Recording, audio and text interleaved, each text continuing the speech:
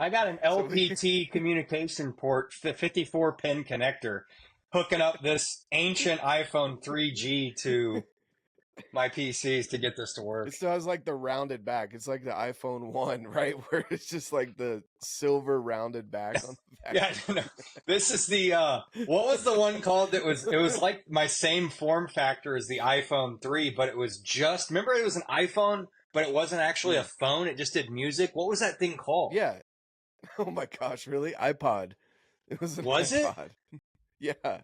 But it didn't. I had one of those big ones. It had like back when like I don't know 100 gigs was like amazing. Oh yeah. No, it wasn't even 100 gigs. Yeah. No, there's no way. This phone And it doesn't had have the little 100 click. gig, man. This phone right here is 64 gig, and I got to delete all my texts and podcasts every time I want to use it. All right, so we have to pause in the middle of the podcast for him to swap out his floppy disk, guys. Yeah, we'll let sorry you know. about that. On my air-gapped Windows 98 system. Yeah, he had to. I heard him booting up his computer, the dial-up, and that doesn't stop there, dude. If I lose connection, it's definitely because my hotspot dropped because I live in a cave, apparently. Oh man, you're updating all your stuff to USB-C plugins, but you don't have a computer that will run Chrome. Dude, it's pretty bad, man. I know it's a contradiction. It's a contradiction for sure. So we've got Austin Bernsketter, and he is not a hostage right now. Yeah, my camera does keep clipping down, but yeah, if you see me making weird hand signs, it's because I'm under duress. Oh my gosh, I'm laughing so hard I'm crying over here. Oh man! All right, yeah. Well, we didn't for the people, even funnier bits earlier where we were talking about Catholics and LDS and the difference there. That was even better. Yeah, we had some connection issues, and so that's all behind us now. Yeah, he had to. Someone had cut his Ethernet cable. That's what happened. Yeah, pretty much. No, but so we've got Austin Bernsketter here. He is obviously the owner, operator, CEO, everything you want to title him. He is the one-man show for Grakksaw. Grakksaw, we're going to get into how the name came about and what Grakksaw has to offer for you, either backpack hunters or just people that want to go out and enjoy the backwoods and even just if you just go out on a hunt and your base camp is the truck. There's a lot of stuff that Austin has to offer as far as gear goes, and he just launched a couple new products such as I don't know the name of it, but basically you can do your own Euro mount at home. It looks like it's essentially a cooler that boils your skull, and then you don't look like the crazy redneck that's got the skull boiler in the back on the back patio. Yeah, you just look like a redneck who's even worse, boiling a skull in a cooler. Yeah, exactly. You just see the God damn, Jimmy, can you sous vide in that thing too? Yes, you can, Jimmy. What's going on? Welcome back to the Redbeard Outdoors podcast. I'm Jonathan, your host, and guys, we are all about faith, family, fitness, and the outdoors. And with that being said, I want to bring you along on my journey as I go through 2025 and continued. Those of you that have been here since the beginning, thank you so much. If you are new, I would really appreciate you hopping over. If you're on YouTube, subscribe. If you are on Spotify, Apple Podcasts, follow along and leave a review. It helps way more than you know. And I'm also doing some giveaways throughout this year. We are giving away a 65 millimeter spotting scope from Leupold. No purchase necessary to get entered. None whatsoever. Simply subscribe. Drop a comment down below on this conversation, any questions you may have throughout the conversation, and use the link, get entered so that I can know how to contact you. We will be doing a live giveaway on that when we hit 6,000 subscribers. So no purchase necessary. Win an amazing spotting scope worth about $1,000. You are going to love it. It's amazingly clear glass, their new Gen 2 model.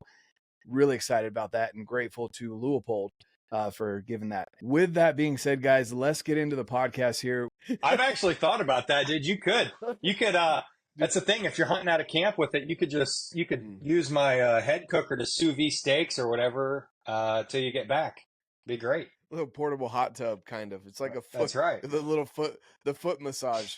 It's got the little Yeah. footholes, so you just put your feet in there. Your legs will stick out, and it's got a little foot massage. Yeah, you got there. sore feet. Put some Epsom salts, crank it to 105, and just let them doggies breathe.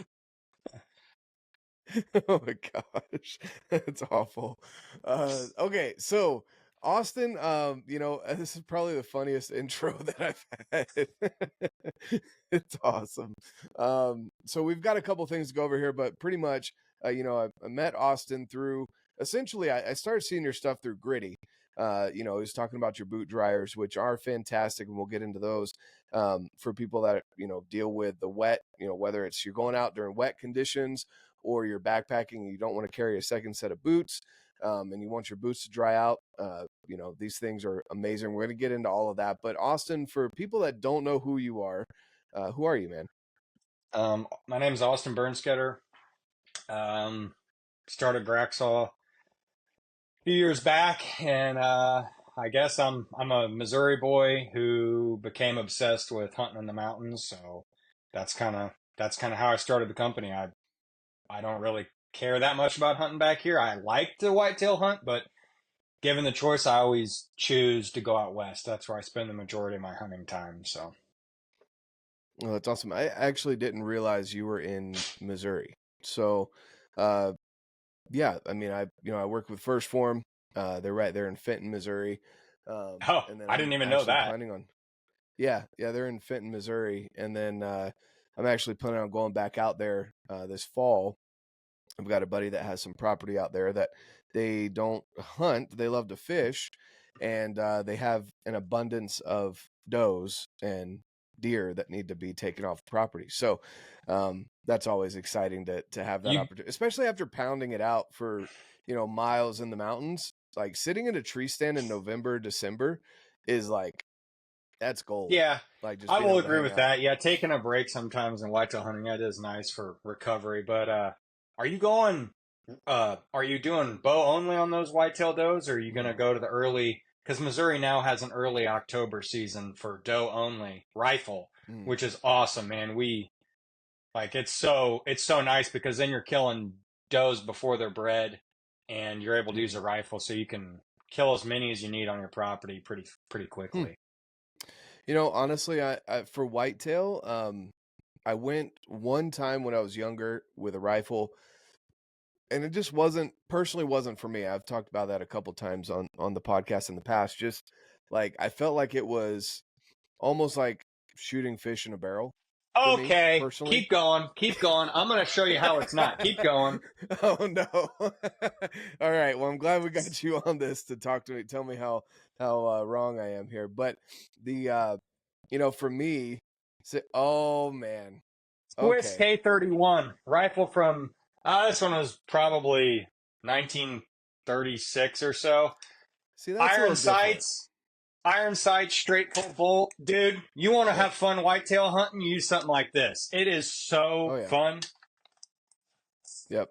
No, I okay, that's different. That or even muzzleloader with open sights, like that's a little bit different. I would agree. But I also don't like the idea of how many people are out there that don't know what they're aiming at. Yeah, that's why you don't hunt public land with a rifle if you can avoid it. Yeah. Okay, there you go. So we just found 2 workarounds for me. Yeah. Perfect. Hunt the First Phorm place with an iron sight rifle, and it's going to be a blast. There you go. Yeah. Dude, it's actually, I mean, it's still easier than a bow, duh. I mean, I killed a doe at like almost 250 this year with it, but. Really? Open sights? Yeah, it's a challenge for sure. Like on a moving doe at 250 with an iron sight rifle, like especially, I don't know, I don't think these are my favorite iron sights. It's kind of crude, but it's like, man, I don't know. I thought it was a challenge, especially shooting from a rickety old ladder stand. It was fun, man. I had the most fun I've ever had whitetail hunting this year with that rifle. Even though that's awesome. During season, the last day of rifle, I took this out with my son, and I saw, I'd guess, high 150s 10 point, and I couldn't get a shot because I had this rifle, which that kind of chapped my ass. I was pretty sad about it, I wish I would have had my scoped rifle, but on the other hand, if I would have killed him with this rifle, it would have been the greatest. It would have been the greatest buck kill I've ever had with a gun. So, Oh yeah, no, for sure. And I've killed one mule deer with a muzzleloader as well, open sights, and that was actually no, it wasn't open sights. That one I had a scope on it. But anyway, I would agree, like something like that, or like even an M1 Grand, or something that's classic. Like, okay, cool, right? But I'm sitting here thinking of the rifle I'm going to be using for bears, and I'm like, yeah, that in the woods, like a 3 to 18 power scope, 7 PRC, super lightweight rifle. It's like overkill for deer, and I wasn't thinking about these classic rifles. So yeah, you got me beat on that. But there's still something about archery hunting after you've been, pounding the mountains and miles, whether it be mule deer, elk, both. Going and sitting in a deer stand in December is just it's different. And it's nice to be able to sit back and enjoy that, especially if you're not, and then there's the whole nother aspect of whitetail hunting. That's the people that play chess with these huge bucks, good old grizzled bucks, that's a whole nother game. Building food plots for years, watching them grow, passing on them, hoping that they don't get killed by a neighbor, like all of that stuff. That's a whole nother respect that I can't understand. I'm happy if I go out and see an elk that's legal, that I can shoot with bow. That's where I'm at right now. So yeah, man, the level of effort some guys, serious whitetail guys, put in is, I mean, it's oh yeah, they're putting in hours every single week, 52 weeks a year. It's pretty wild. Yeah, Like and to for them to to routine see, to routinely kill big bucks like that, even if it is, even if you're the Drurys and you have all this awesome private ground, like it's either them or their farm hands or both. Like you have to put in a ton of time, or you're not going to kill these big bucks. Yep. Exactly. And yeah, unless it's high fence, again, you've got to worry about your neighbors, and even hearing about, the Bomars and how he talks about how he's worried about rifle season and then late rifle and the muzzleloader, and then he has another opportunity. I'm just like, man, that's the level of stress that I'm like, no, I'm good. I don't Yeah, need that in my life. Yeah, yeah, that's not for me. it's tough. I'm And then happy if I even shoot here, a like doe. unless you own a huge piece of land, like I mean, you're not when the rut happens, your bucks are going all over the place. So unless you have some gigantic property, you're not keeping deer on your, you're not keeping the same buck on there exclusively. Yeah. Yeah, exactly.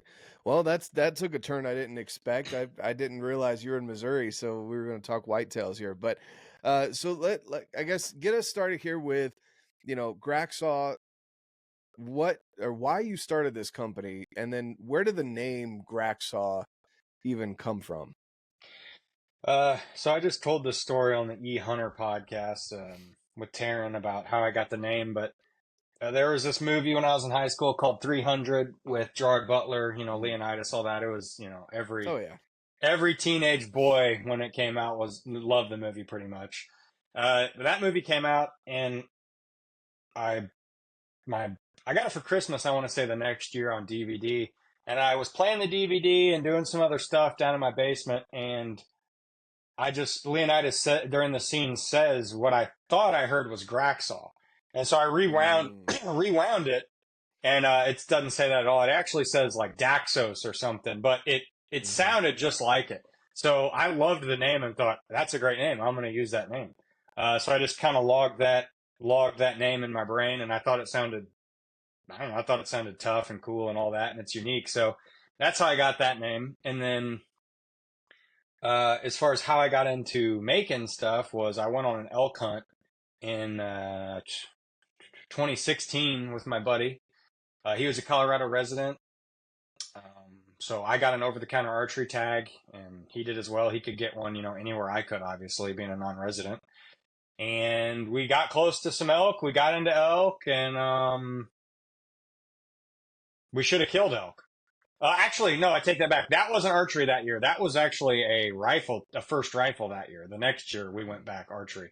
But we got close to plenty of bulls, and the whole time I was carrying around pillowcases instead of game bags because I didn't know what I was doing and didn't have a bunch of cash to spend on it. So I thought at the end of it, man, what was like taking up so much space in my pack and weighed a lot?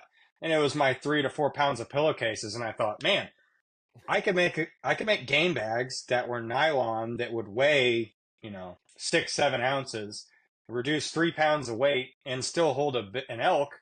And that's also like the cheapest pounds you could shed off your pack. Because I was looking at all that, like, you can, I don't know, you could get a carbon fiber or a Dyneema version of some tarp or something versus still nylon, and maybe it saves you like 3 ounces, but it costs 6 times as much. Like, well, I mean, if you're trying to maximize your dollar, like that wouldn't help. So I made the nylon game bags, and at the time I don't think there was any nylon. There wasn't many lightweight nylon versions of game bags, if any. There was some polyester ones, but just by switching to nylon from poly reduced the weight a ton. So the next year in 2017, I made this prototype sample of some boneless game bags, and I killed a bull with it in Colorado, and he was a nice big bull, and he fit in perfect. So I thought, man, I'm onto something. I need to start selling these. So that's how I started.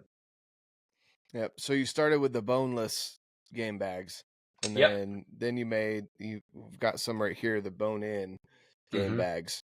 So I'm assuming these are a little bit bigger. I haven't actually opened them up and looked at them, but these are bigger than the boneless game bags, right? So the boneless, you can't really fit elk bone in them at all, just because the opening of the bag, they're tall, slim, like cylindrical type bags. So when you load the boneless ones, you can stack two side by side, and it's right at about 100 pounds of meat. So that's what I made those for. But the bone in, the opening's bigger, the bags are bigger, and the fabric is twice as heavy, so it can handle more abrasion. These are bone hitting a little better. Coming in at about 16 ounces or so, I think is what you've got here.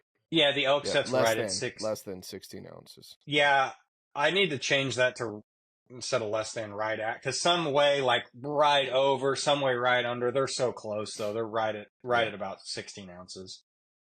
Sweet. So you chose nylon because of the weight. Was there any other benefits of that style of game bag? Well, weight to strength, and breathability is better. I mean, it's just the nylon's an all-around better choice for the fabric. So, okay, I got you on that. And then let's see. So you started with game bags, and what came next? Then came the boot dryers. So I made boot dryers and started getting them out there to guys, and they were working really well. Yeah. And that was the next thing. And they worked surprisingly well. So this last year I used them. These are a little updated from the ones that I got last year. And these actually have, which we were talking about this, little updates here and there. I think USB-C is a great upgrade for a lot of reasons. One, most things are moving towards that. So you're already going to have a USB-C compatible battery pack or plug in to your generator or whatever it is because of the iPhone or because of, this battery pack that I use, the Dark Energy.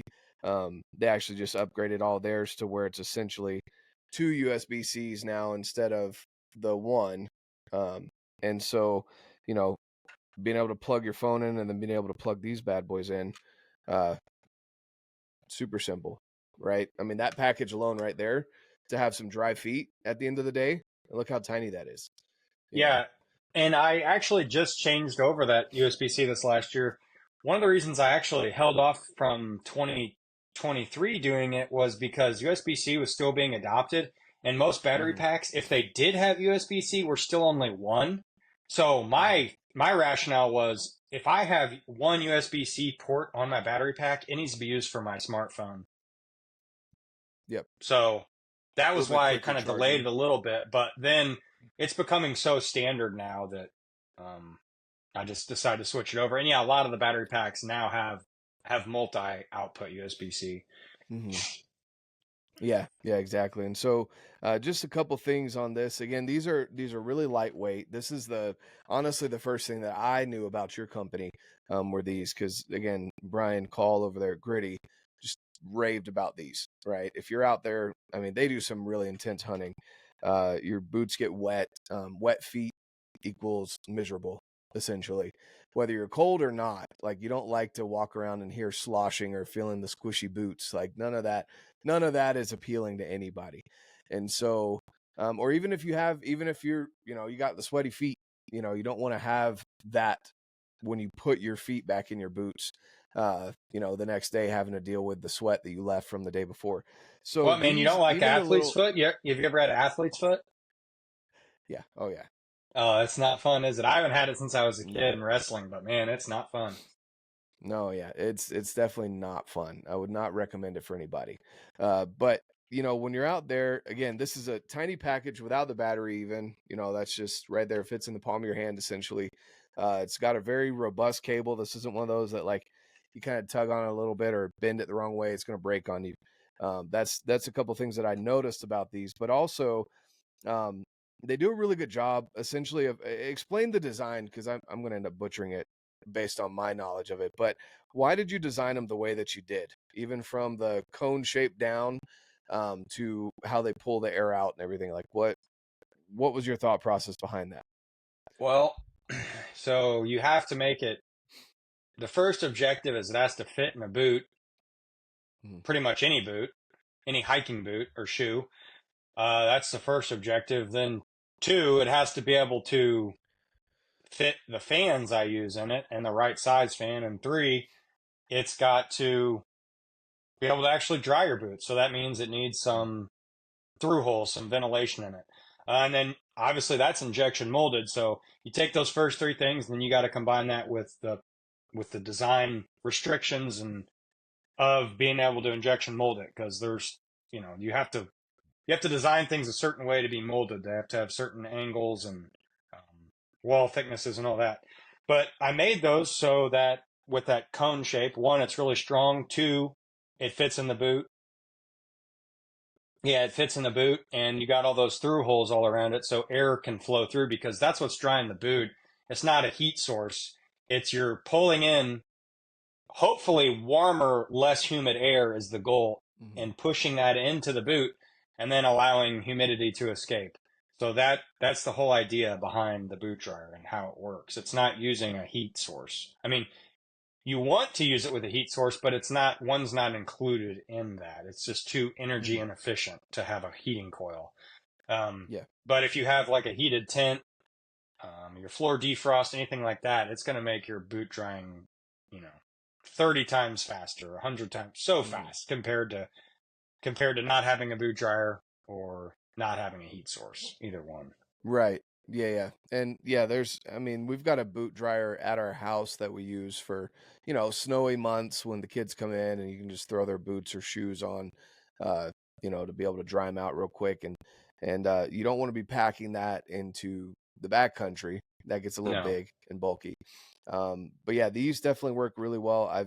You know, most of my hunting isn't a intense backcountry, but being able to put these in the boot, leave them, whether it be in the truck or in a heated tent, it definitely works really well.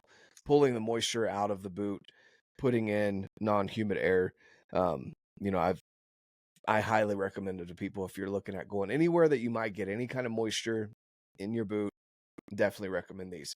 So, Yeah, the guys I say excuse me. it's not worth bringing. Like if I go on a mule deer hunt where I'm in the clouds the whole time and I don't have a stove, or a late season hunt where I don't have a heat Mm, source, it's not going to help you then, because a late season hunt, say it's 30 degrees at the warmest and 0 degrees at the coldest, it's not going to work, because you're just mm, bringing in cold air and you're just chilling, you're freezing your wet boots even faster. That's really the environment it doesn't work in.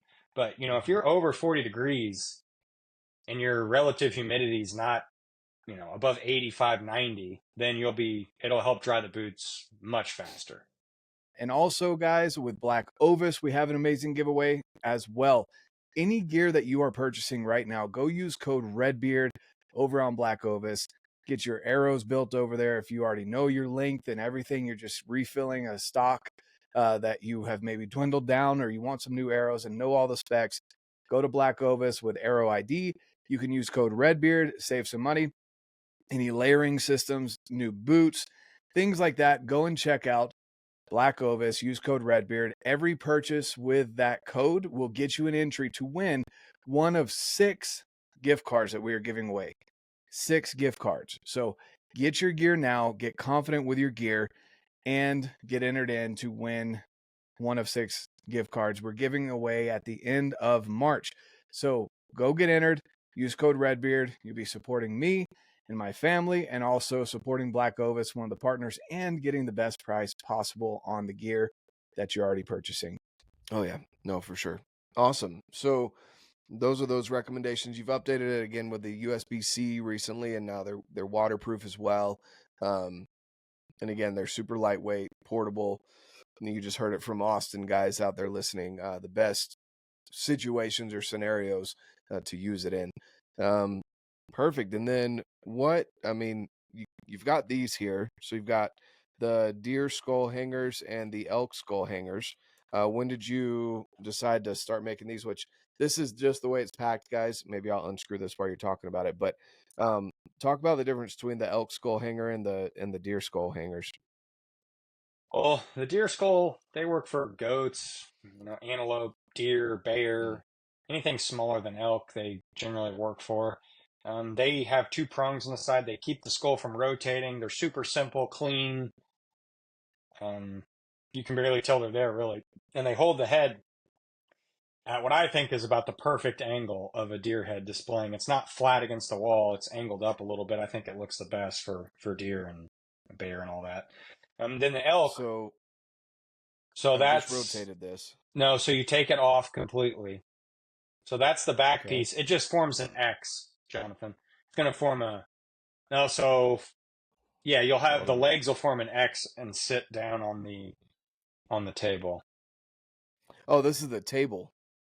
Yeah, it's the tabletop one. Hold on. I'm going to figure this out, guys. Oh, like this. So perfect, just like that. Yep. Perfect. Okay. See, I got the tabletop one, same thing. It works for deer and bear and antelope. Okay. But yeah, then the elk one, I made it Sweet. where I had some elk heads I wanted to hang up, and the problem with a lot of the elk ones are they're either really flimsy and wobbly, or they hold the skull flat against the wall, the bottom of the jaw. And so the antlers are just sticking way out, and it just looks really awkward. So I made mine where it's adjustable bottom plate, so you can adjust the angle of the head up or down. And you can keep the rear points from hitting the wall. So you can adjust it however which way you want. But it makes smaller bulls look much better, because lots of times the smaller bulls, they're the ones that want to lay flat. And it just doesn't look good lots of times. So that's why I made those elk ones. I gotcha. Oh, that's cool. So making big bulls or small bulls look bigger, right? Is that it just makes them look better, I think. That's a good slogan, though. Making small bulls great again. Small bull right there. My little baby bull. Oh, yeah. Make that one look bigger. Yeah. But then it allows for a big elk, too, because the same thing. You're able to... We've had over 400-inch bulls on it, so it works for huge bulls. But you're able to, again, get the best angle. The bigger the bull, the more he's going to sweep back often. The more his 6th or 7th point goes back. So you have less distance between that and the wall. But with ours, you still have some adjustment. So, like, often even you can take off the little adjustment plate and have it flat, but you can keep kicking it out and out and out. So you can always get the head the best angle. So, yeah, that's why I made that. I went through plenty of different mounts on Etsy and everything else, and I was like, man, these all stink. So that's awesome. Cool. So, we've got the mounts, you've got the boot dryer, game bags. So lots of stuff for, people that are looking to backpack hunt, again, making these things lightweight, and then durable as well. So, because there's a lot of times where you're going to find products that are really lightweight, but they're not durable. They're not going to Yeah. last you very long. So that's something that you've kind of found, that the weight to durability ratio in the products that you produce, to make sure that you're not just creating the lightest weight thing that's going to break at any given moment. So I guess outside of those products, recently the kind of a big hit at the Western Hunt Expo, which I wasn't there. I was almost literally across the world during the Hunt Expo, but you had something that you launched at the Hunt Expo. Let's talk about the foot massager. Yeah, the Epsom salt bath. Yeah, it's just a big orange cooler that doesn't keep anything cold. That's pretty much what it is. No, it's a electronic skull boiler and macerator. It can do the traditional, hot quote boil. It doesn't actually reach boiling, but you don't need it to reach boiling. That's like a misconception people have. You actually, unless you're an outfitter trying to pump out skulls as fast as you can and use a power washer, you really don't need the boiling. It just weakens the skull, the bone, and separates all the seams. You're going to lose all your nose bones, all that stuff. So this thing goes to 185. That's like the hot settings. You can go anywhere you want. It's just got an LCD controller. You just push the up and down button. But we recommend, why we made it was so it could do a thing called maceration, which is 100 degrees on an elk about 7 days. So you just set the head in there, put some water in, set it to 100, pull the head out, and everything sloughs right off.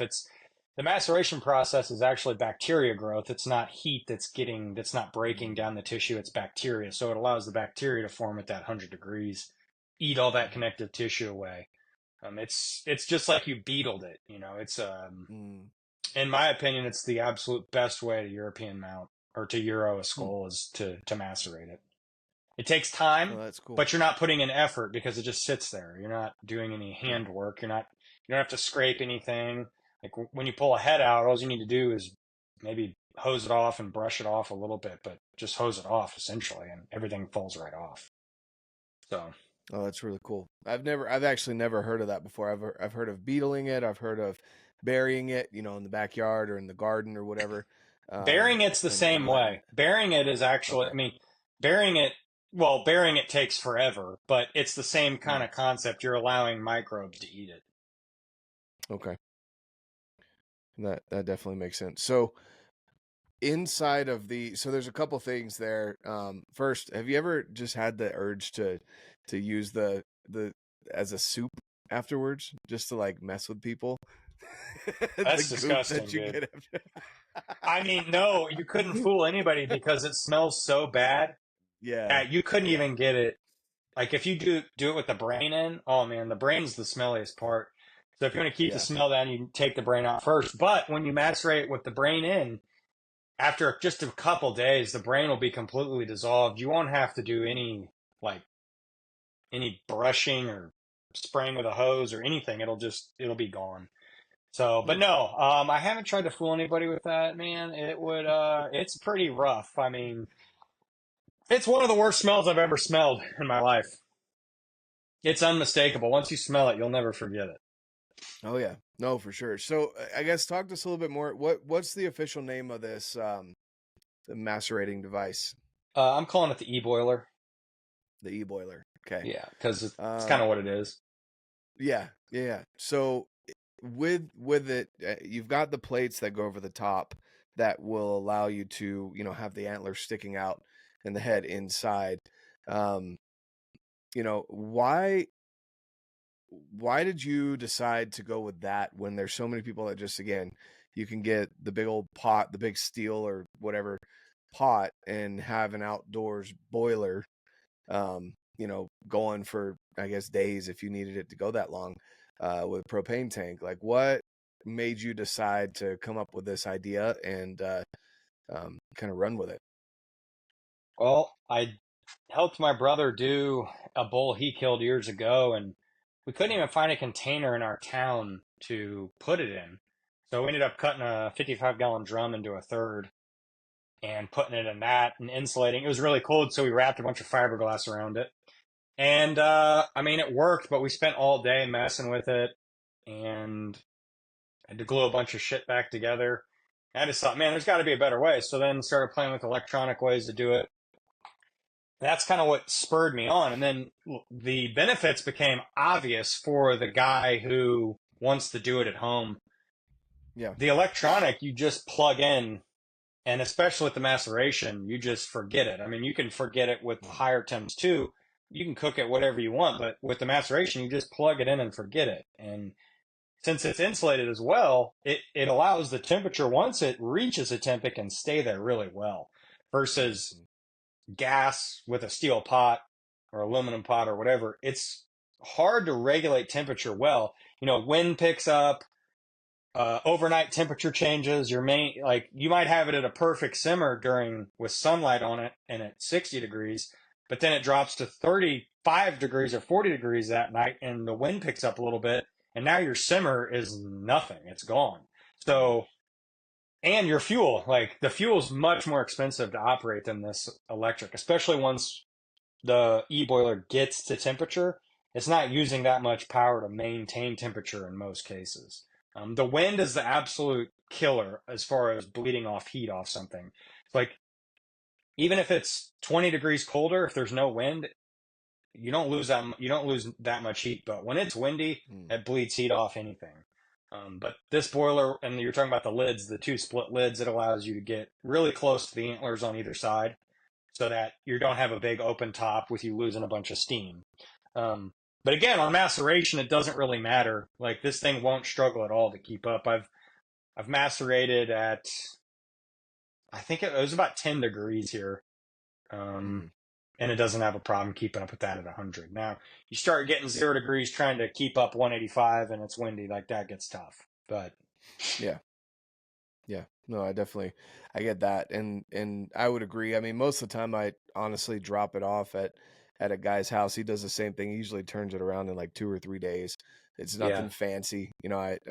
I've seen some massive bulls and stuff that he does there with his taxidermy, but mine, I'm just my wife doesn't want the gunk in the house, so just take care of it, right? So this sound now, what's the price for that? Because I could tell you my cheap way of getting it done with this guy with the going rates and returning customer rate, etc., versus what the cost of this e-boiler would be. What is that generally? So the e-boiler is 800. So for most places, elk back here are between 250 and 350, 325 to get Euroed. So 3 elk, it's paid off.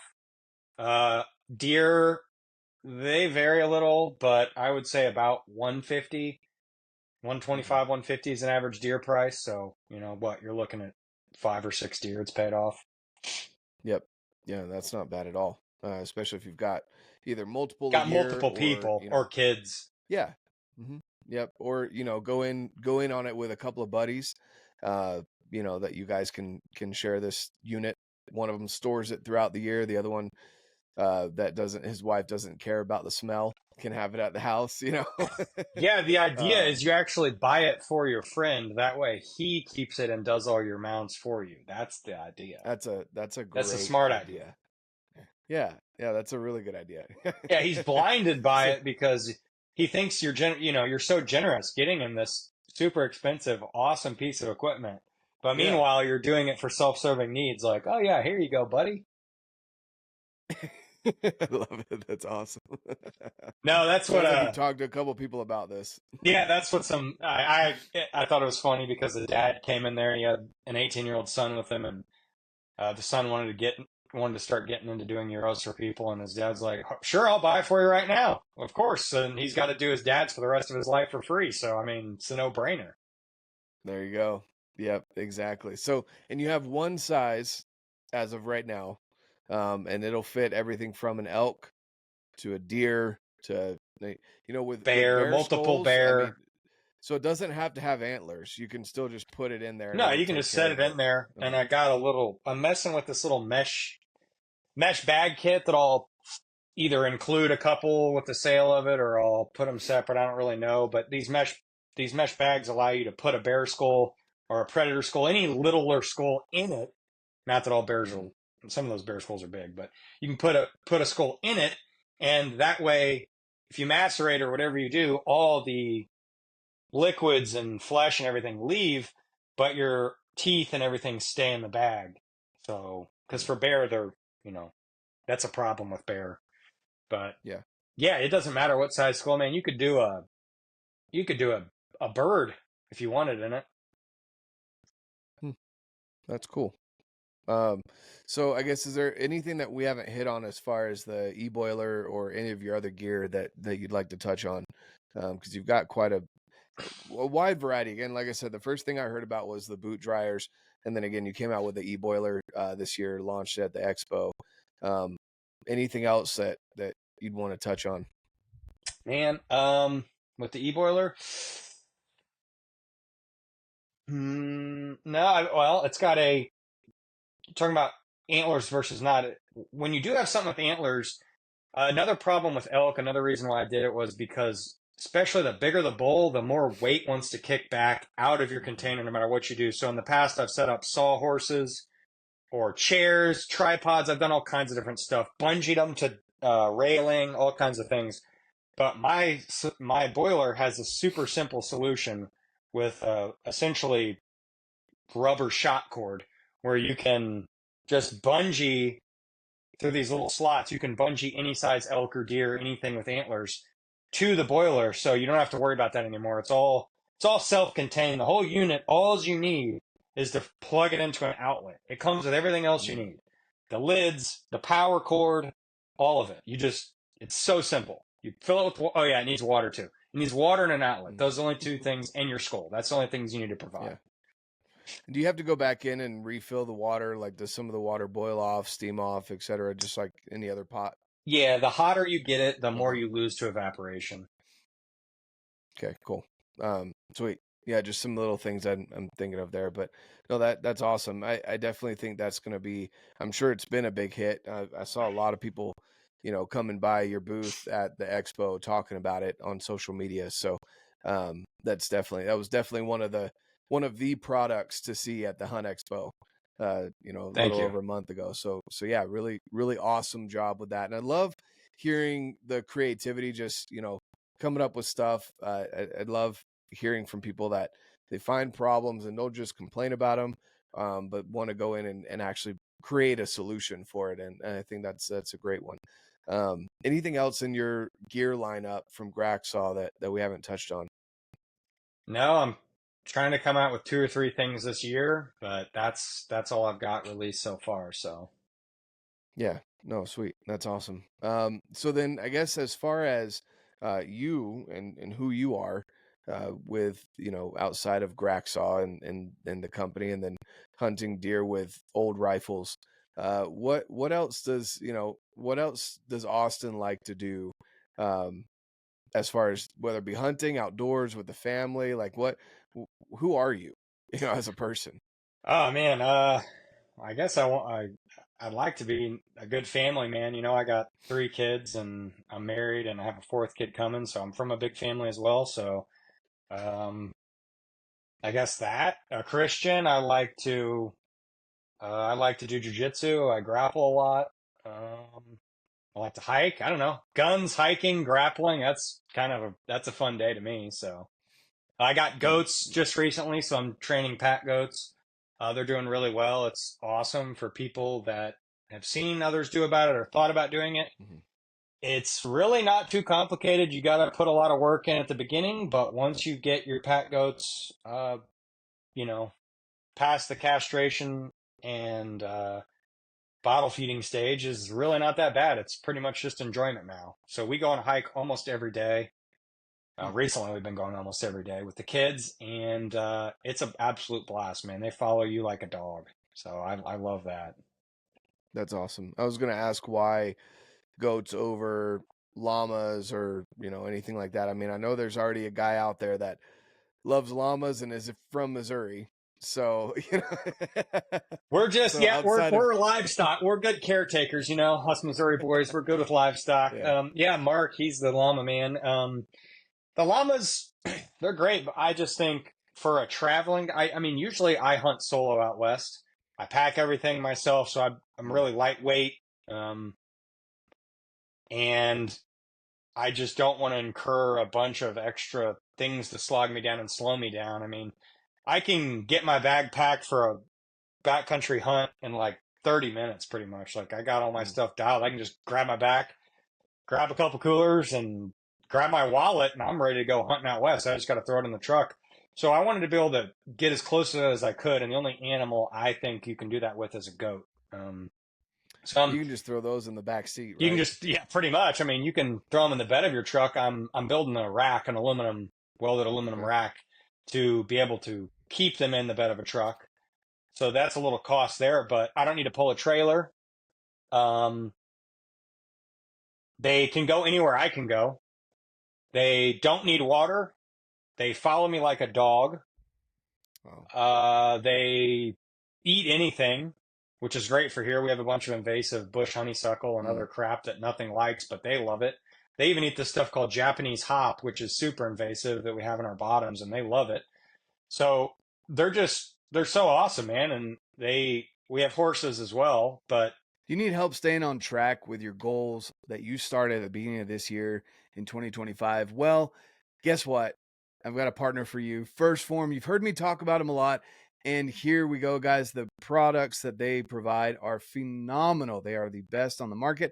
But on top of that, there's an app that can help you track your nutrition and hit the goals that you need. Everything from basic tracking all the way up to getting a personalized trainer and nutrition coach in the app, live classes, an actual person, though, more than anything, an actual person, not some bot or something that is just spitting out random numbers to you, but someone who actually cares and checks in with you on a regular basis.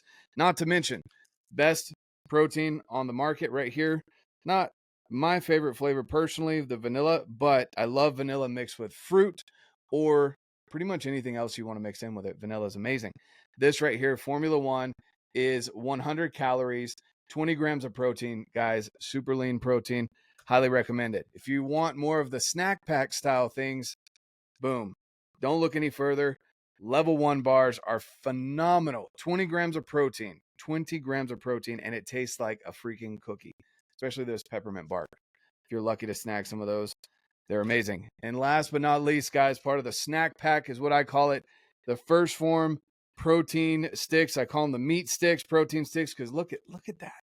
That thing is phenomenal. And I'm telling you guys, the jalapeno cheddar is right up there with my all-time favorite, the barbecue. So go and check it out, guys. Use the link down below. Get free shipping for life on orders over $75. And you won't ever have to put in a code, ever. Again, you should get free shipping for life, automatically applied at checkout. Not to mention the 110% money-back guarantee. If you don't like it, even if it's just the flavor that you don't like, reach out to support. They will answer your questions. They will help you swap it out if you need to. Do whatever you need to do. Go give them a try. And if you're not necessarily into wanting some products right now and you just want some swag, go grab a hat, go grab a shirt, something. Go check it out. First Phorm and First Phorm Outdoors. I'll leave the link down below. Thank you so much. Now let's get back to the podcast. that's a whole different thing. I mean, when you hunt with horses out west, it's a lot, not only just transporting them from here, that's hard on the horses, but then the whole process of it, you have to spend a lot of time with them. You got to water them twice a day. These goats, there's just none of that, it's simple. They're cheap as well. These goats, I paid $35 a piece when they were little bucklings. So dirt cheap. Wow. I mean, I had to spend a lot in milk. I probably spent $250 to $300 per buckling on milk. And you have to spend time every single day, multiple times a day, bottle feeding them. But if you do that and you do it the right way, then they're going to love you and all people. I mean, they'll follow any human I've had lead them or work with them or anything, they follow. They'll follow you forever. They'll follow my 4-year-old. They'll follow an old grandma. It doesn't matter. If you're a person, they like you, so they'll follow you. That's cool. And how many are you planning on using while you're hunting? I have 6. So I was going to do more, but I decided I'd just start with 6. But 6 will allow me to do a full elk and camp in one trip out. So I'll probably have to hold my camp still, depending, but my camp, and I'll have to hold the elk rack, but they'll be able to carry the 300 pounds of meat. So, I was going to ask you how much per goat do they generally carry? I mean, about 30% is the max for any pack animal, people say. And these goats, their father was 220 pounds roughly, and their mother was 180s. So they should be between So these aren't 180 the and yoga goats. What's that? These aren't the goats that do yoga with you. No, these are alpines. They're dairy goats, big dairies. So Yeah. they should be 180 to 2. Say they're 200 pounds. I mean, conservatively, you can fit 50 pounds on each goat. Wow. Okay. So that's what I wanted. I wanted enough to be able to one trip an elk out, because currently, once I kill an elk in most of the places I go, it's another 3 days before I get a leave, because I'm packing elk meat for 3 days, 2-3 days. So Yeah. this will be awesome for that. And yeah, and then on deer, I'll probably just take, man, for a deer hunt, I'll probably take 3, maybe 4 if I wanted to have more of a luxurious camp, but 4 would be plenty for a mule deer buck. Yeah, and you just tie them up at camp and let them roam and do whatever they need. I mean, Yeah, some people hunt with them all day, which depending on the hunt, I would do that. Like archery elk, I think I'm going to try that. But I'm going to try a couple different ways of keeping them. Some guys highline them, some guys stake them. I'm actually trying something. I'm using a bear fence that is a 13-strand poly bear fence that's got built-in fiberglass rods and insulators, so you can just roll it up. It's still kind of heavy, like 10 pounds, but I can roll it up and unroll it. It's 100 foot long, so I can make them a little enclosure and then run my charger on it, my Energizer. So I think I'm going to try that. I think I'm just going to keep them in an electrified pen, and it keeps out predators really well. Now I don't know if it's not going to keep out a grizz, obviously, but it keeps out coyotes here in Missouri perfect. So I think I'm going to try hunting with that, and as a redundancy, I'm going to have like a high line or some stakes with me, but then I can leave them at camp, and they can still forage a little bit. So that's kind of what I'm going to try this year. This is my inaugural year hunting with them. Last year they were tiny, so couldn't hunt with them yet. Yeah, the Grakksaw goats. Yeah, Grakksaw goats. That's right, man. I'm working on some stuff for them for sure. So Yeah, no, that's cool. That's really cool. Awesome. Well, I mean, that's pretty cool. I mean, you like to, hunt whitetail, and you shoot a bow, obviously, if you're yeah, coming out for archery elk. I mean, and you've got, 3.5 kids, with one on the way. So, you've got a lot going on. Is Grakksaw your main? That's what you do full time? yeah, it's becoming that way. I'm a mechanical engineer. That's what I got a degree in, and so I do that with my brother. I contract for him. He's got an awesome company, so I work for him when he needs it, when I need it, whatever. We do that, and then I sell fireworks as well. So I have some fireworks stands around here in Missouri that I love doing. I've been doing that since I was 18. So that's kind of the things I do. Yeah, awesome. Well, cool deal. Well, I mean, is there anything else that we haven't touched on that you want to share about yourself and or the company? I would just say, man, I don't know how many new wannabe Western hunters or newer type hunters listen to this, but if you're in the East anywhere and you want to, or in the West even, if you want to go for an out of state hunt, man, there's always a better time. Like you can always say, oh, next year, or, oh, when I don't have this going, or oh, that, or oh, whenever I could afford it a little better. Now, obviously, if you got a family, you can't put them on the outs and go broke hunting, but I would really recommend to people they just stop delaying something they say they want to do. And if you want to do it, go do it. I mean, go Western hunt if you're from the East. It's a lot to take in your first year, but just do it, and then you'll know what to expect the next year. You'll learn, you'll get wiser, you'll plan things better, you'll grow as a person. So I just say to people that have been delaying going on a hunt, just go. I mean, just go for it, especially if it's over the counter public land. I mean, you're out the tag cost and some gas. Just try it out. Because I know a lot of guys that always say they're going to go and want to go, and then they never go. because they got a new kid or they got a new job or they moved or it's like, well, dude, I mean, you're always going to have that. You're always going to have, something going on. There's never going to be this magic finish line where you can just be like, oh, now I got to go Western hunting. I mean, you're going to have to sacrifice on the front end getting stuff done, and you might have to sacrifice on the back end catching up, but it's still worth it. So that's really the only advice or anything I'd like to say. Yeah, no, I would agree with you. I mean, I'm blessed to live here in Utah, and I thought about moving back east, being from North Carolina, but being out here, there's so much public land, so much availability to, I say a short drive, but a couple hours. I'm in New Mexico, Arizona, Nevada, Idaho, Wyoming, Montana. I feel like I'm smack dab in the middle, and pretty easy to hit a lot of these western states, and it kind of take it for granted sometimes. I've been out here for over a decade, but I would agree, people out there that whether you're in the Midwest or East, you want to do something before you get into the whitetail stand, I'd highly recommend it. And there's a lot of good resources out there too. We brought up Mark Livesey. He's got a lot of e-scouting that you can do if you're not able to put boots on the ground out here and I think that's where a lot of people are heading to, is either you've got your spots that you know pretty well and you kind of branch out from there, or the e-scouting, which I highly recommend for people, even myself that lives right here near the areas that I'm going to be hunting. I don't always have the time because I want to spend the time that I do have hunting, not out in the mountains shed hunting or things like that maybe one day I'll eventually get to do when I don't have kids and other responsibilities. But the e-scouting options, you've got Huntin' Full out there that is a great company that can help you with your tag allocations, and if you're wanting to burn a tag this year because this year's the better year for you to go hunting rather than next year, they can help you decide which ones to burn your tags on or your points on. Things like that. There's a lot of options out there for people. You don't have to live out west to be able to get into an elk hunt, a mule deer hunt. And then if you have a little bit more change in your pocket, there's always opportunities out there for private land and landowner tags and things like that, which again, for me personally, I don't look down on people for taking those opportunities.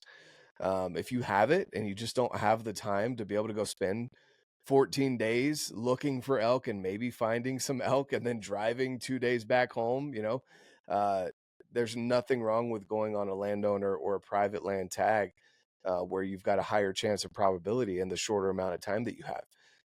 So again, there's so many options out there. I think that's a good point to bring up.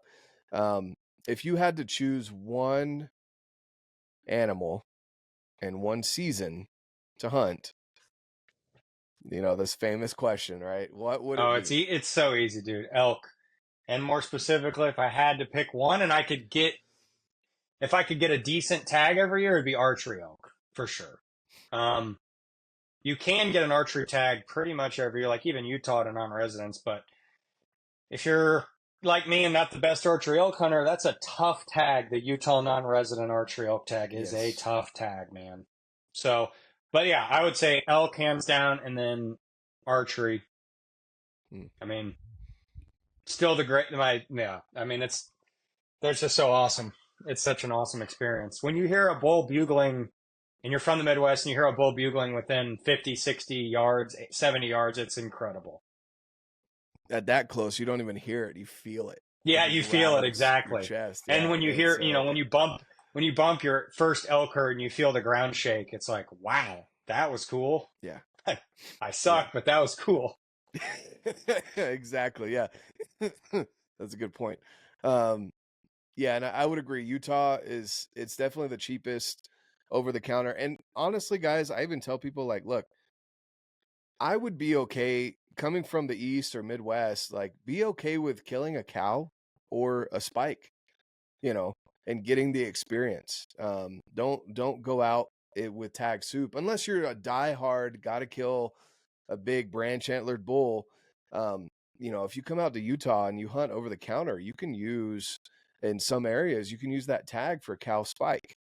And there's some areas too that you can use that over the counter tag and have an amazing, this last year, I went in one of the trophy units here, and I was 15 yards from a 360 plus bull for 8 minutes, just watching him.